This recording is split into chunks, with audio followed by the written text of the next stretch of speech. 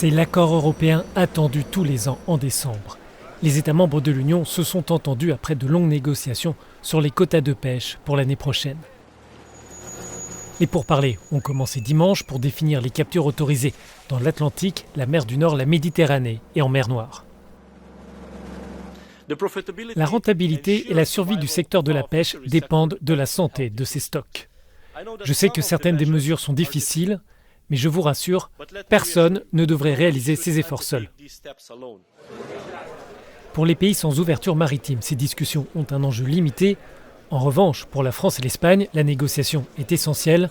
Pour la 3e année consécutive, Madrid doit revoir à la baisse ses prises. L'accord prévoit par exemple une coupe de 8% du merlu dans le sud du golfe de Gascogne et de 5% pour la sole.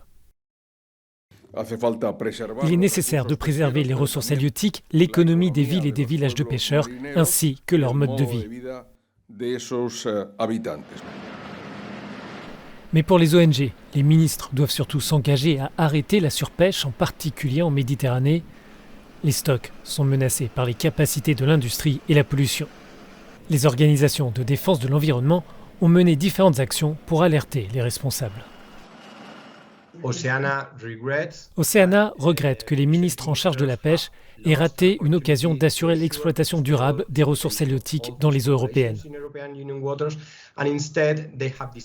Au lieu de ça, ils sont allés au-delà des avis scientifiques pour 35% des poissons de l'Atlantique et ils ont manqué d'ambition sur les efforts de réduction de pêche en Méditerranée. Dans le même temps, les pourparlers se poursuivent avec Londres sur les quotas concernant les eaux partagées entre l'Union et le Royaume-Uni.